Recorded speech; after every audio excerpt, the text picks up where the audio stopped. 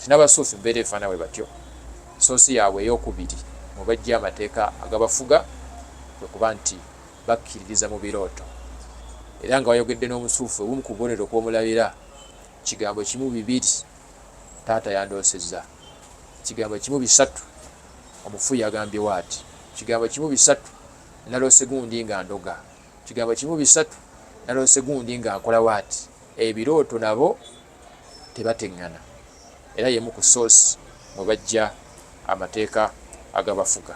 Soosi ey'okubiri liqaa'u al-amwaat as-saabiqiin, bakkiriza abasuufi nti basisinkana, baddamu ne basisinkana abafu abaafa ne babeerako bye babagamba, nabo ne babeerako bye babaddamu, bye babalaamidde ne bateeka mu nkola. Kyova nga wasanze omusuufi omutuufu osobola okumusomera aya n'omusomera hadithi, naye nga taata we alina kye yamuloosezza oba maama we, n'alekawo aya ne hadithi n'agenda n'ekirooto taata we maama we kye yamuloosezza. Kati mbeera efaanawo etyo, kyova olaba omubaka Muhammad sallallahu alaihi wasallam, kyova olaba nti omubaka Muhammad sallallahu alaihi wasallam yatukubiriza okwewala ebintu bisatu tuleme kugwa mu kigezo abasuufi n'abafaanana kye baagwamu. Ekisookera ddala aljuluusu ala alqubur wa salatu ilaiha. Nabi Muhammad sallallahu alaihi wasallam yatwewaza n'atugaana okutuula ku ntaana, wa salatu ilaiha, n'okusaala nga tutunudde eri entaana. Mabegako awo emizikiti gyalinga mingi, nga emizikiti ku mizikiti 5 osanga emizikiti 3 nga gyonna giriko entaana.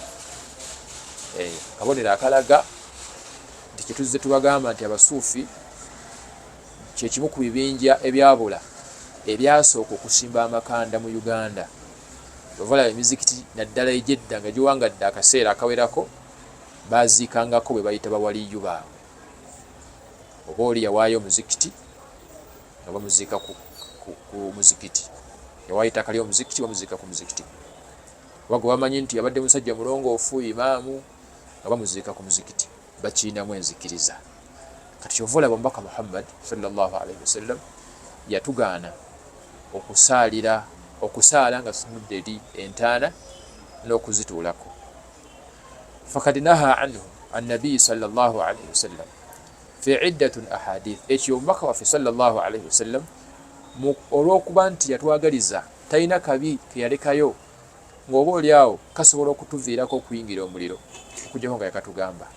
Ekyo yakitugaana ng'amanyi ebigenda okuddako singa tunaaba tujeemi.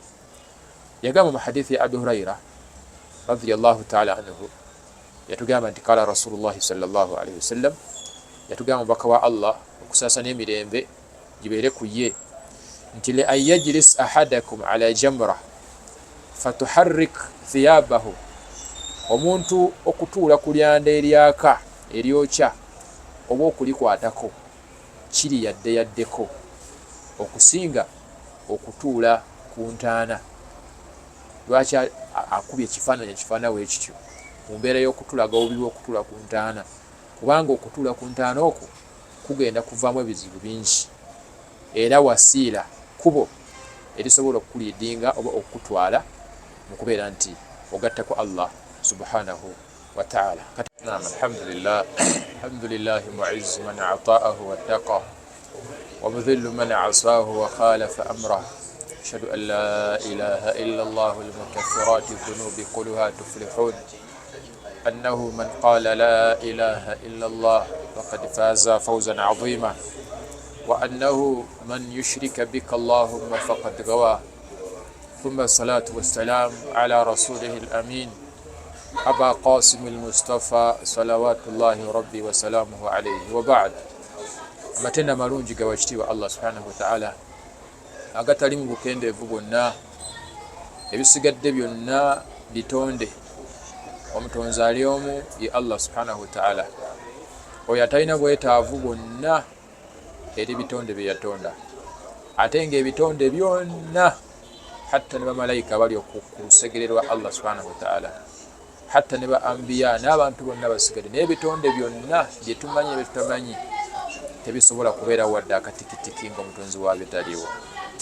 Tumwebaza Allah subhanahu wa ta'ala olw'ekyengera eky'obulamu n'ekyengera eky'obusiraamu kyakyatulekedde. Ali eyo yenna ng'atuwuliriza era ng'atulaba ng'akyali musiraamu, ekikyamugaanya okuyingira ejjana lwakuba tannafa. Era ali eyo yenna yenna mu mbeera y'emu atannasiramuka ng'oli awo kitunulamu tonnasalawo naye nga tonnasiramuka, ekikyakuganya okuyingira omuliro lwakuba tonnafa. Allah waffe yatugamba, eyatonda eggulu n'ensi n'ebirimu nti inna ddiina inda Allahi al-Islam, eddiini emanyiddwa mu maaso g'owekitiibwa Allah busiraamu. Era yenna anaawangalira ku butali busiraamu n'abufiirako falan yuqbala minhu, Allah yatukakasa nti omuntu oyo tagenda kwesiima, Allah tagenda kukkiriza byanaabasinkanye nabyo Allah subhanahu wa ta'ala, wa huwa fil akhirati min al-khasirin. Era yo yagenda okubeera mu kusiraana n'okwejjusa okutakyalina mugaso ku lunaku Allah subhanahu wa ta'ala watagenda kukomyawo bitonde gye byava, wabula eitha muliro oba jjana. Tusaba Allah subhanahu wa ta'ala atuteeke mu bagenda okwesiima oluvannyuma lw'okumusinkana. Tuzzaako okusalira w'ekitiibwa ennyumbako waffe sallallahu alayhi wasallam alladhi ja'ana bilhuda wa diini alhaq, yatugira n'obulungamu buno bwe tulimu bwe tweyagaliramu, bwe tusaba Allah mwabeera atuttira. Yalwana n'alafuubana ekiro n'emisana mu bwangu ne mu buzibu okulaba nga naffe eno gye tuli ewala ekitangaala ky'obusiraamu kitwakira. Era yagenda okuvaawo ng'omulimu agukoze, era Allah eyamutuma nga akakasizza nti omulimu gwe yamutuma gukoze, ne kiba nga kyasigala eri ggwe nange okubeera nga tuteeka mu nkola byeyatugira nabyo omubaka Muhammad sallallahu alayhi wasallam. Kya buli azaamaanyi okuba nti asaaliddwa n'osirika busirisi n'osigala ku bibyo, kyova olaba Allah yakusuubiza ekibonerezo. Bwe tusaalira omubaka Muhammad, owulira nga omubaka Muhammad sallallahu alayhi wasallam asaaliddwa, kikkakatako okubeera nga omusaalira newankubadde nga obulungi obuva mu ekyo budda gy'oli.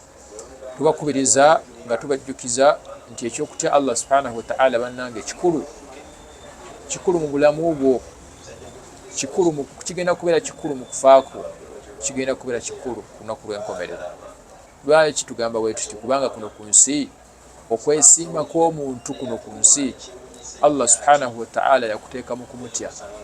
Atamutya Allah yamulaganyisa okumuwangaaza mu bulamu buno nga bwakanyigo, era nga nawe woolaba atasaala, atasiiba, atateeka amateeka ga Allah mu nkola, naawe okiraba obulamu bw'olimu buzibu bwakanyigo, buli kaseera kweraliikirira, buli kaseera kutya, kaseera mutima gukukuba. Bwebwo obulamu Allah bwe yasuubiza omuntu atamutya. Waman a'rada an dhikri, yenna aneesamba amateeka gange, amakulu atantye, fa inna lahu ma'ishatan dhanka, obulamu bwe obuwangaazi bwe ng'akyali mulamu bugenda kubeera mu kanyigo, mu katu, kweraliikirira, kutya kino na kiri, n'ebyotalina kutya ng'obitya. Bwebwo obulamu Allah bwe yasuubiza omuntu atamutya. Kyova olaba yali nkola y'abalongoofu abaatusooka, tebaatuulanga ye baatuula, tebaasisinkananga ye baasisinkana, okuggyako nga baalinga bejjukiza okubeera nti batya ow'ekitiibwa Allah subhanahu wa ta'ala, kubanga bakitegeera nti mu kumutya Allah subhanahu wa ta'ala mwe yateeka okwesiima kw'omuntu kuno ku nsi ku lunaku lw'enkomerero, mu kabuli gye tulaga ne ku lunaku tugenda okusinkana Allah subhanahu wa ta'ala. Nsaba Allah subhanahu wa ta'ala nze naawe atuteeke mu bantu abamutya abagenda okuwona kuno ku nsi mu kabuli ne ku lunaku tugenda okusinkana Allah. Naam, ensonga ziri bbiri.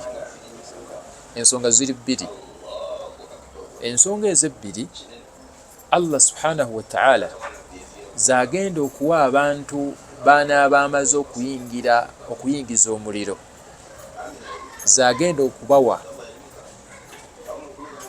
nga ze ensonga lwaki agenda kubalemeza mu muliro. Ensonga ziri bbiri, zirowoozeeko, ozeewale, oteeke mu nkola, oba oli awo oleme okubeera mu bantu Allah subhanahu wa ta'ala bagenda okukatema ng'amaze okubayingiza omuliro. Tusaba Allah aleme tuteeka mu bantu bagenda kuyingira muliro. Omubaka Allah subhanahu wa ta'ala yatunyumiza embeera y'abantu b'omu muliro entonotono mu bufunze, n'atugamba nti fahum fi adhabun daim, abantu b'omu muliro tusaba Allah aleme tuteekamu ba mu muliro, wanaaba amaze okubayingiza mu muliro bagenda kubeera mu bibonerezo ebyolubeerera tebigenda koma, wanakalin mustamir, n'ebibonerezo bano n'okunakuwazibwa okugenderera okutalina komo. Tusaba Allah tutaasa omuliro. Wajahimun la yanqati, n'ebibonerezo n'okwokyebwa omuliro ogutagenda kutukawo wadde akatikitiki. Kyova olaba teri muntu asinga bwabbize muntu afudde nga si musiraamu. Omuntu afudde nga si musiraamu ye muntu asinga okubeera bize mu bantu bonna, kubanga tawummuzibwamu mu kubonerezebwa. Nti akaseera kayiseewo ddakiika bamuleseemu abeere nga alifureshinga balyoke baddemu bamubonereze. Ddakiika ku ddakiika, katikitiki ku katikitiki. Kyova Allah yatunyumiza embeera y'abantu b'omuliro, yatugamba nti bagenda kugubeeramu nga tegugenda kutukawo wadde okuwummuzibwamu akatikitiki. Akaseera kagenda kutuuka abantu b'omu muliro babeere nga beekobaana, bagambe nti lwaki tetugenda eri Allah subhanahu wa ta'ala, tubeereko bye tumusuubiza, tubeereko bye endagaano gye tukola wakati waffe naye, tumusabe atuzzeeyo ku nsi. Bagenda kugamba nti tugende tumusabe Allah subhanahu wa ta'ala atuzzeeyo ku nsi, tumulaganyise nti owekitiibwa Allah, bye walinga otusuubiza nga tukyali ku nsi tetwabitwalanga nga kikulu, naye kati oluvannyuma lw'okubirabako n'amaaso gaffe n'okubiwulira n'amatu gaffe, kati tukkiriza nti wali otugamba byali bya mazima, naye tukusaba ekintu eki, tuzzeeyo ku nsi tukole emirimu egyo gye wali otulagiranga okukola ne twagikola. Allah yagamba nti wahum yastarikhuuna fiiha, abantu b'omuliro bagenda kugubeeramu nga bali mu kuboyaana. Batuuka akaseera basabe Allah subhanahu wa ta'ala bamugambe nti rabbana akhrijna na'malu saliha, omulezi waffe tulabye tukombyeko era tuwulidde, tukusaba n'obuwombeefu tuzzeeyo ku nsi. Na'malu salihan, tugenda kukola mirimu mituufu gyokka, tugenda kukola mirimu mituufu gyokka. Tewali mulimu mufu gwe tugenda kukola, tewali mulimu muzuule gwonna gwe tugenda kukola. Tukusuubiza Allah tugenda kukola mituufu gyokka, ghaira alladhi kunna na'mal, tetugenda kuddamu kukola nga yetwali tukola nga tetunnafa. Allahu akbar. Kisinga okuba ekyewuunyisa, fajaahumul jawab, Allah subhanahu wa ta'ala agenda kubaddamu ansa, era nga z'ensonga zaffe ezz'ebbiri Allah zagenda okuwa abantu b'omu muliro nga ze zigenda okubaviirako okwokyebwa okutaliiko koma. Tusaba Allah aleme kututeeka mu bantu bagenda kwokyebwa muliro. Allah agenda kubagamba ekisooka mu mbeera ya kibuuzo, awalam nu'ammirukum ma yatadhakkaru fihi man tadhakkar, abange mmwe abansaba mbazzeeyo ku nsi mukole emirimu emituufu gye mutaakola. Awalam nu'ammirukum ma yatadhakkaru fihi man tadhakkar, saabawangaaza buli omu akaseera nga kamumala okulongoosezaamu agenda okutuuka ku lunaku luno lwe mutuuseemu nga yeesiimye ayingizibwe ejjana. Ab'ebitiibwa baliyo mwenna abandaba era abampuliriza, Allah gwanawangaaza emyaka 3, emyaka egyo 3 gijja kuba gimumala okutuuka mu maaso g'owekitiibwa Allah nga yamulongoosa. Allah gwanaabayo awangazizza emyaka 4 oba 5 oba 6 oba 100, ajja kuba teyeetaagaana mugumu, ajja kuba yeetaagaana. Gwanabawangazizza 5 ajja kuba teyeetaaga 5 mugumu. Egya 5 Allah gy'anaamuwangaaza, egya 5 Allah gy'anaakuwangaaza, egyana Allah gy'agenda okuwangaaza, kubanga togimanyi gy'ogenda okuwangaala. Egyo 6 Allah gy'agenda okuwangaaza gikumala kulongoosezaamu otuuke mu maaso g'owekitiibwa Allah ng'obadde mubadde abalongoosa. Teweetaaga 5 mugumu, weetaaga egyo gyokka Allah gye yakugerera okulongoosezaamu, kubanga mu muliro abantu bagenda okubeera, abaana bagenda kubeeramu, Allah bwe yawangaaza emyaka 40 bagenda kubeeramu, ne be yawangaaza 1,000 nabo bagenda kubeeramu. Kati kitegeeza nti eyawangaala emyaka 40 yali yeetaagaana gaali gamumala okulongoosezaamu okuyingira ejjana, naye Allah gwe yawangaaza emyaka 1,000 naye yali yeetaaga 1,000 nga gimumala okubeera ng'alongoosezaamu ayingira ejjana. Ekibuuzo namba emu, Allah kyagenda okuwa abantu abanaabeera mu muliro nga bamaze okumusaba abeere ng'abazzaayo balongoose ebyo bye bataakola. Ekibuuzo ekisooka Allah agenda kubabuuza, abange mmwe abansaba mbazzeeyo, awalam nu'ammirukum ma yatadhakkaru fihi man tadhakkara, saabawangaaza buli omu akaseera nga kamumala okulongoosezaamu atuuke ku lunaku luno nga yalongoosa. Ekibuuzo ekyokubiri agenda kubabuuza, wajaakum nadhir, oluvannyuma lw'okwewangaaza akaseera ako saabasindikira omutiisa, saabasindikira ababaka. Mukimanyi ab'ebitiibwa abalungi nti teri muntu n'omu Allah gwagenda kwokya muliro okuggyako nga yamusindikira ababaka. Ng'oggyeko omubaka Muhammad sallallahu alaihi wasallam al-aam gwe ffenna gwe yatusindikira, ffenna abantu gwe yatusindikira, waliwo ababaka Allah baatusindikira. Tobeerangako awo omusajja najja nga nasi musiraamu nagamba muzeffe leero nga tonnasaala eswala ng'eyita, si musiraamu yakujjukiza okusaala era n'ogaanirawo. Allah yakusindikira omubaka akuba tewakitegeera. Owange ggwe akyalemedde ku mmindi, owange ggwe alina yirizi mu kiwato, owange ggwe atasaala, owange ggwe akyalemedde ku nnyimbe n'edduwa eza40 ne mawulidi n'amadda gambogo. Kyogamba Allah takusindikirangako mubaka nga yogera ku ekyo kyennyini kyoliko okukola naye wakiremerako bulemezi. Kyova olaba Allah teri nsonga gy'ogenda kumuwanga ntuufu gy'agenda kusinziirako kujja mu muliro kukomyawo ku nsi okola ebyo by'otaakola, kubanga yakukolera ebintu ebi bibiri. Ekisooka agenda kuwangaaza oba yakuwangaaza akaseera nga kakumala okulongoosezaamu emyaka 3, 25, 2. Buli omu Allah gy'agenda okumuwangaaza ku nsi kuno tewali amanyi budde bw'agenda kumalako, naye bwonna bw'ogenda okumalako bugenda kubeera nga bukumala, bulina okubeera nga bukumala okulongoosezaamu okutuuka mu maaso g'Oweekitiibwa Allah akuwa ejjana. Ezo ensonga ebbiri Allah subhanahu wa ta'ala z'agenda okuwa abantu baanaaba bamaze okuyingiza omuliro nga bamusaba bakomyewo ku nsi babeere nga balongoosa. Tusaba Allah aleme kubeera nga atuteeka mu bantu faana bwe batyo, naye nga twerwaneko nga akaseera ko tekannatuuka, kubanga akaseera ko tekaliiko insha Allah, kalina okutuuka. Mwagala oba temwagala, twagala oba tetwagala, akaseera kalina okutuuka. Okutuuka kwako si kye kikulu, kubanga ko kalina okutuuka, naye ekikulu kakutuuseeko otya. Muganda wange longoosa, Allah tagenda kutukkiriza kukomawo. Tulongoose, tukozese bulungi obudde bwaffe.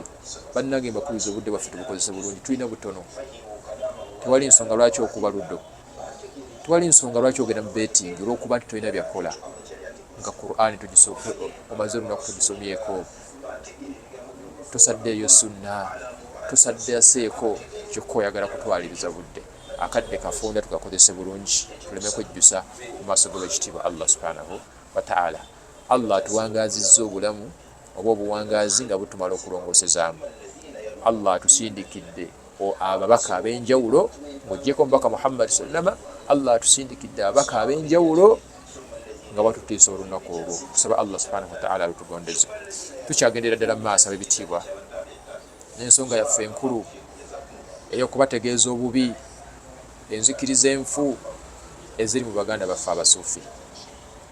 Era ensonga gye twakomako olunaku olwayita oba ensisinkano gye twakoma okusinkana, twakoma tukulaga enzikiriza y'okukkiririza mu birooto n'okukkiririza mu kusisinkana abafu abasuufi gye balina.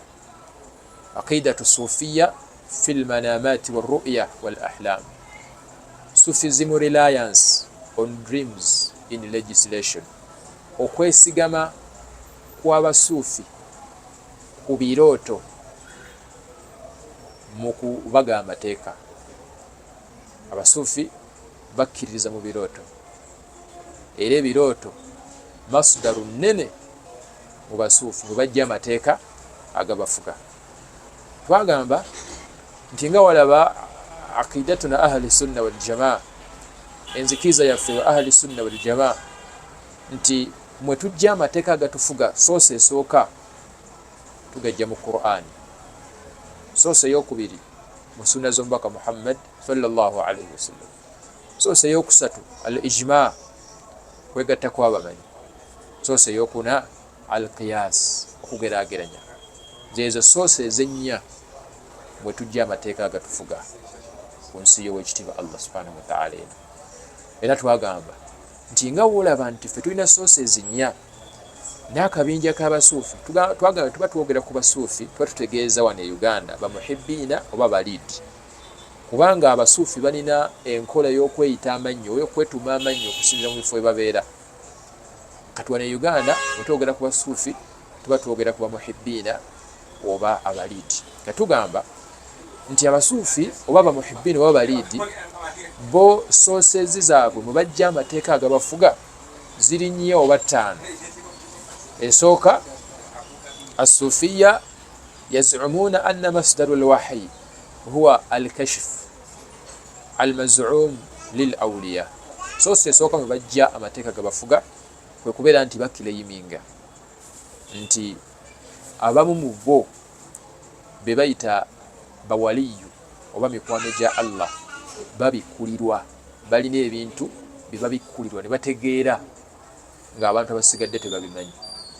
Ekyokulabirako nti asobola okubeera wano n'amanya oba n'ategeera ebiri e Kenya nga tewali amukubidde essimu, nga tewali ssimu gy'atunuddeko, wabula abitegedde, waliwo abikulirwa n'abitegeera ebyekwese. Eyo soose esooka. Soose eyokubiri almanamat, ebirooto, soose nnene mu nzikiriza z'abasuufi.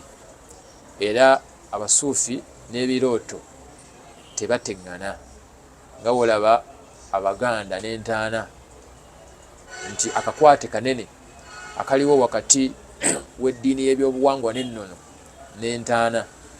Kyova olaba balwana nnyo ab'ekika ekimu babeere nga baziikibwa ku kijja ekyo, kubanga enzikiriza zaabwe nnyingi zitambulira ku bafu abali mu ntaana. Kati n'abasuufi mbeera efaana bwe batyo. Soosi yaabwe eyokubiri mu bajja amateeka agabafuga kwe kuba nti bakkiririza mu birooto. Era nga wayogedde n'omusuufu obumu ku bubonero kw'omulabira, kigambo kimu 2 taata yandoosezza, kigambo kimu 3 omufu yagambye waati, kigambo kimu 3 naloose gundi nga ndoga, kigambo kimu 3 naloose gundi nga nkola waati. Ebirooto nabo tebateŋŋana, era yemu ku soosi mwe bajja amateeka agabafuga. Soosi eyokubiri liqa'u al-amwaat as-saabiqiin, bakkiriza abasuufi nti basisinkana, baddamu ne basisinkana abafu abaafa ne babeerako bye babagamba, nabo ne babeerako bye babaddamu, bye babalaamidde ne bateeka mu nkola. Kyova nga wasanze omusuufi omutuufu osobola okumusomera aya n'omusomera hadithi, naye nga taata we alina kye yamuloosezza oba maama we, n'alekawo aya ne hadithi n'agenda n'ekirooto, taata we maama we kye yamuloosezza. Kati mbeera efaana bwetyo, kyova olaba omubaka Muhammad sallallahu alayhi wasallam, kyova olaba nti omubaka Muhammad sallallahu alayhi wasallam yatukubiriza okwewala ebintu 3 tuleme kugwa mu kigezo abasuufi n'abafaanana kye baagwamu. Ekisookera ddala aljuluusu ala alqubur wa salatu ilayha.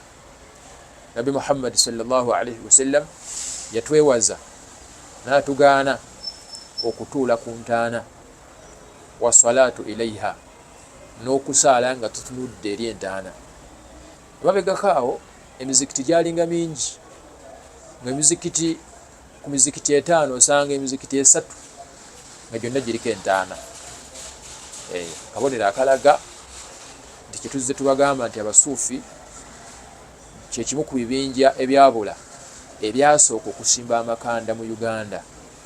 Ovala emizikiti naddala egyedda nga giwangadde akaseera akawerako baziikangako bwe bayita bawaliyu baabwe. Oba oli yawaayo omuzikiti nga bamuziika ku muzikiti, yawaayo ettaka ly'omuzikiti bamuziika ku muzikiti. Oba gwe bamanyi nti yabadde musajja mulongoofu imaamu nga bamuziika ku muzikiti, bakiinamu enzikiriza. Kati kyova olaba omubaka Muhammad sallallahu alaihi wasallam yatugaana okusaala nga tutunudde eri entaana n'okuzituulako. Fakad naha anhu annabiyi sallallahu alaihi wasallam fi iddatun ahadith. Ekyo omubaka waffe sallallahu alaihi wasallam olw'okuba nti yatwagaliza talina kabi ke yalekayo ng'oba oli awo kasobola okutuviirako okuyingira omuliro okujjako nga yakatugamba. Ekyo yakitugaana ng'amanyi ebigenda okuddako singa tunaaba tujeemi. Yagamba mu hadithi ya Abu Huraira radiyallahu ta'ala anhu, yatugamba nti kala Rasulullahi sallallahu alaihi wasallam, yatugamba mubaka wa Allah okusaasa n'emirembe gibeere ku ye nti li an yajlis ahadakum ala jamra fatuharrik thiyabahu, omuntu okutuula ku lyanda eryaka eryokya oba okulikwatako kiri yaddeyaddeko okusinga okutuula ku ntaana. Lwaki akubye ekifaananyi ekifaanawo ekityo mu mbeera y'okutulaga obubi bw'okutuula ku ntaana? Kubanga okutuula ku ntaana okwo kugenda kuvaamu ebizibu bingi, era wasiira kubo erisobola okukuliidinga oba okukutwala mu kubeera nti ogattako Allah subhanahu wa ta'ala. Kati ekyo Allah akituganye. Abakikoze ne bajemera omubaka Muhammad sallallahu alaihi wasallam bakomekkereza basinzizza entaana, bakomekkereza bakoze bandikoledde Allah naye nga babikolera ntaana lwakujemera mubaka Muhammad sallallahu alaihi wasallam. Yatugamba mu hadithi endala nti la tajlisu ala alqubur wala tusallu ilaiha. Hadithi eri Muslim. Tugamba mubaka Muhammad sallallahu alaihi wasallam nti bannange temutuulanga ku ntaana. Usanga abantu bangi nga bagenza okuziika, entaana ziri awo nyingi, bagenda okuziikayo wali naye nga weetooloddwa entaana. Waliwo abantu bangi batuula ku ntaana, wavaayo omu asobola abaziiza tebabitegeera, bamulaba bubi, naye ng'ekyo ekikolwa kikyamu. Omubaka Muhammad sallallahu alaihi wasallam yakigaana mu mbeera yakutwewaza bigenda kuddiira luvannyuma lw'ekyo. Hadithi endala ya Jabir radiyallahu ta'ala anhu, yagamba Jabir radiyallahu ta'ala anhu nti naha Rasulullahi sallallahu alaihi wasallam an yujassasa al-qabr. Yatugaana omubaka Muhammad sallallahu alaihi wasallam okubeera nga tuplastalinga oba tuwunda entaana. Wa an yaq'ada alaihi, n'okuzituulako ye point enkulu ebaddemu. Wa an yubna alaihi, n'okuzizimbako. Ebintu ebyo bisatu teri babikoze okujjako nga bagudde mu fitina abasuufi gye bagwamu. Tusaba Allah subhanahu wa ta'ala abeere nga abataasa era abeere nga abalungamye. Ensonga eyokubiri, omubaka Muhammad sallallahu alaihi wasallam yatuziyiza tuleme kubeera nga tugwa mu kikemo abasuufi kye bagwamu ekyokusinza entaana n'okukkiririza mu birooto, n'okukkiriza nti basisinkana abafu ne boogererezeganya oba ne bawanyisiganya ebifeeri ne babitubuulira, naffe ebifeeri ne tubibabuulira. Yatugamba nti ekikwatagana ku bifaananyi assuwar wa bunaau al-qubab ala al-kubur, okwekubisa ebifaananyi ebyo ebiri mu ssimu yo, okwekubisa ebifaananyi byebyo ebiri mu alubamu. Omubaka Muhammad sallallahu alaihi wasallam yakigaana. N'okuzimba ennyumba ku ntaana, ennyumba z'abasajja abaatukulembera bangi wano e Uganda n'abatali Uganda, osanga nga bazizimbako obuyumba. Ntaana eri munda bagizimbako akayumba mu mbeera y'okujawula ku basigadde, era tebatera kubikolera bonna, wabula babikoleramu abo be baali batwala nga bankizo kusinga abalala.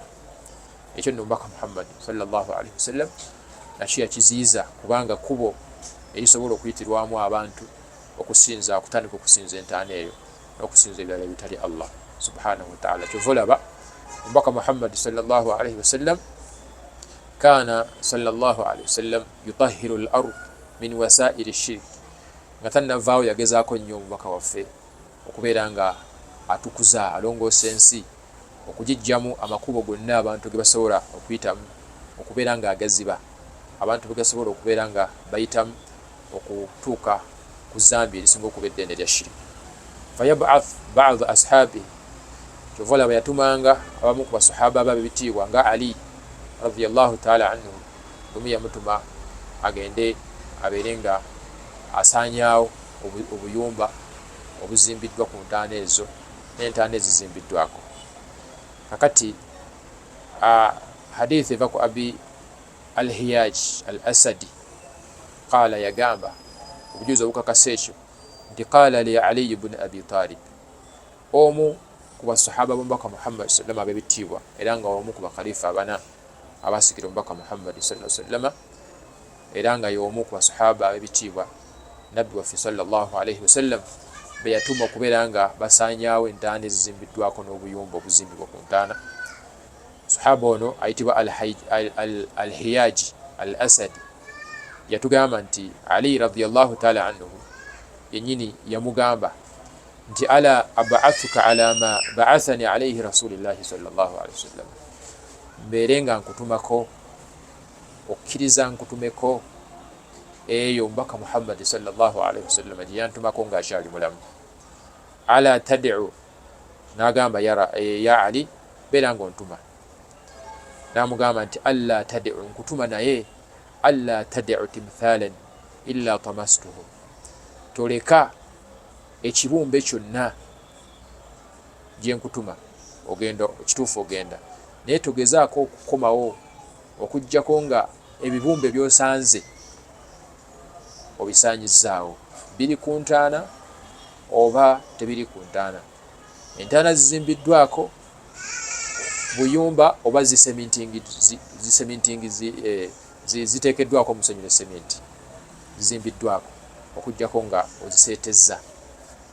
Ekino kyali kiraga nti ekyokuzimba ku ntaana n'ekyokuzimbako obuyumba omubaka Muhammad sallallahu alaihi wasallam yakitugamba era namugamba nti wala kabran musharrafan illa sawaitahu era toleka kabuli yonna nga eteekeddwako ebiraga nti byakitiibwa oba ebijawula ku kubuuli ziri ezisigadde illa sawaitahu okuggyako ng'ogiseetezza edde ku sunna webere ku sunna.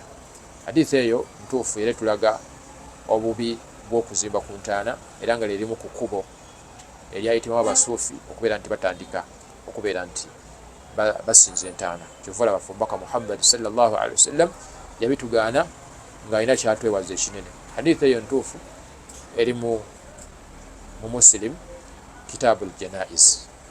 Ekyokubiri nga tukomekkereza biidhnihi tabaraka wa taala asuwar oba ataswir okukuba ebifaananyi. Eyo nayo kkubo abantu lye bayiseemu sheitaani lye bawundidde ne babeera nga basinza ebitali Allah subhanahu wa ta'ala. Inna taswir tukimanya ab'ebitiibwa nti mazima ddala okukuba ebifaananyi dhawati al-arwah ebifaananyi byebyo ebirina emyoyo nga eby'abantu eby'embuzi eby'enkoko n'ebitali ebyo awo min al-bahaim oba bisolo awo tuyur oba binyonyi ebifaananyi by'ebinyonyi by'abantu by'enkoko by'ente by'endiga n'obitimba mu mayumba n'obiteeka mu alubamu masimu gaffe la yajuz ekyo tekikkirizibwa.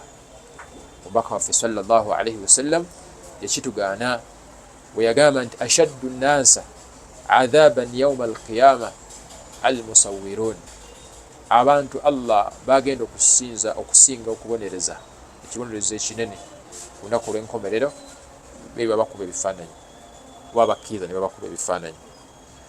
Waliqawlihi alaihi salatu wassalam era ne ku lw'ekigambo eky'omubaka Muhammad sallallahu alaihi wasallam yagamba nti ina ashabu hadhihi suwar bannannyini bifaananyi ebyo bimulaba ebiri mu masimu gammwe n'ebiri mu alubamu zammwe yagamba omubaka Muhammad sallallahu alaihi wasallam nti yu'adhibuuna yawma alqiyama Allah agenda kubabonereza ku lunaku olw'enkomerero wa yuqaalu lahum era oluvannyuma bagambe nti ahyu ma khalaqtum mubeere nga muteeka emyoyo mu ebyo bye mwatonda kati bannange limu ku kkubo shayitaani lyeyitiddemu okubuza abantu n'okubatuusa ku ddala ly'okusinza entaana n'okukkiririza mu bafu kubanga oli ateeka ekifaananyi kya jjajjaawe mu nju ye buli waafuna ennaku ng'akitunulako nga jjajja mwe mwakikola mutya.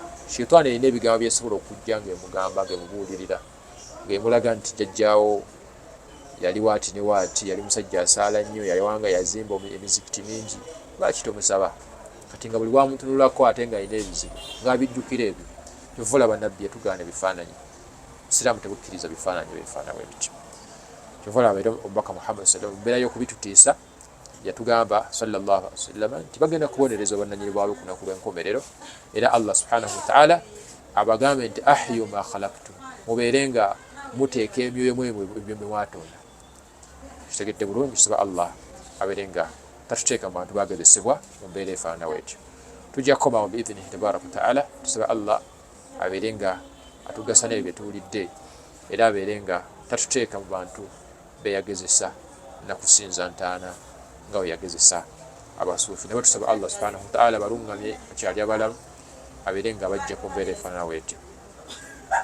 ربنا آتنا في الدنيا حسنة وفي الآخرة حسنة وقنا عذاب النار. اللهم إنا نسألك فعل الخيرات وترك المنكرات وحب المساكين وحب من يحبك وحب عمل يقربنا إلى حبك برحمتك يا أرحم الراحمين. السلام عليكم ورحمة الله وبركاته.